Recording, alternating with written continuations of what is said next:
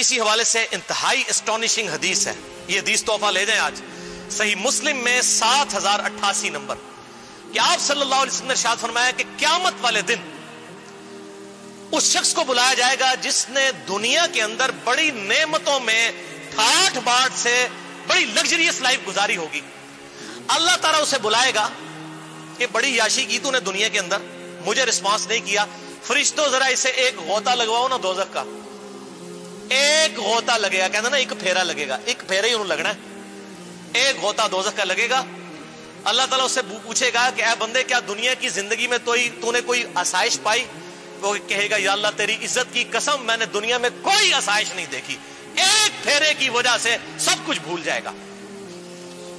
اب simultaneous contrast اسی حدیث صحیح مسلم 7088 نمبر، پھر ایک مفلس اور فقیر شخص کو بلایا جائے گا جس نے دنیا میں حلال اور حرام کی تمیز کی ہوگی لیکن بڑی مشکل زندگی گزاری ہوگی، اللہ اور اس کے رسول کو راضی کیا ہوگا، دنیا میں ٹھاٹ واٹ کی زندگی نہیں ہوگی، ظاہر روکی سوکی کھائی ہوگی، حلال کے ساتھ تو پھر اس طرح کی زندگی میسر ہے.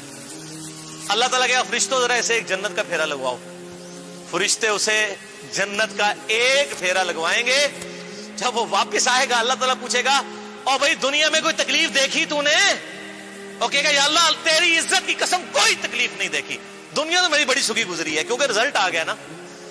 ہمیں بھی یاد ہے جب ہم یونیورسٹی لائف میں پوری رات کو جا کے پڑھا کرتے تھے، جب رزلٹ آتا تھا پوزیشن آتی تھی تو ہمیں وہ راتیں یاد بھی نہیں رہتی تھی. اس کے بعد جب اچھی نوکری لگی تو اپنی وہ 5 سال کی یونیورسٹی لائف انجینئرنگ یونیورسٹی کی وہ بھی یاد نہیں رہی ہے.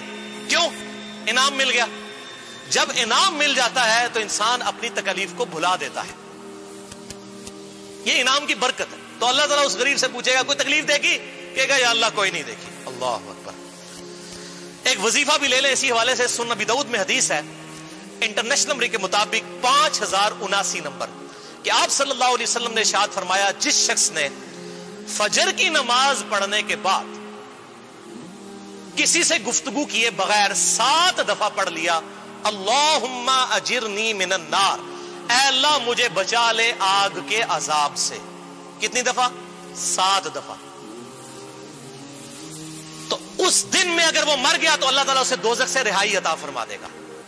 اور جس نے مغرب کی نماز کے فوراً بعد 7 دفعہ پڑھ لیا اللہم اجرنی من النار، اگر اس رات میں مر گیا تو اللہ تعالیٰ اسے دوزخ سے رہائی عطا فرما دے گا. لیکن بھائی جی نماز بھی پہلے پڑھنی ہے، صرف اللہم اجرنی من النار نہیں پڑھنا.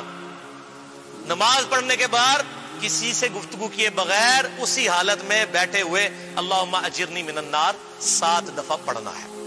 تو یہ وظیفہ لے جائیں. تو نماز تو بھائی پڑھنی ہے. صحیح مسلم میں حدیث ہے انٹرنیشنل نمبر کے مطابق 246، جامعہ ترمذی میں موجود ہے کہ انسان کے کفر اور شرک اور ایمان کے درمیان فرق نماز ہے. یہاں لوگ کہتے ہیں خیر ہے جی نماز نہ پڑھی تو.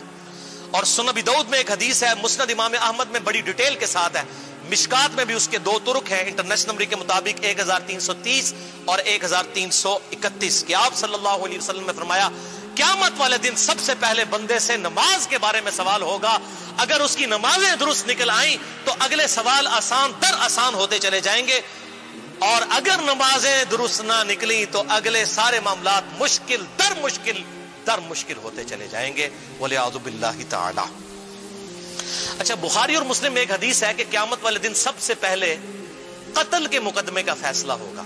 وہ حقوق العباد کا معاملہ ہے. حقوق اللہ میں پہلے فیصلہ ہوگا نماز کا، حقوق العباد میں پہلے فیصلہ ہوگا قتل کے مقدمے کا.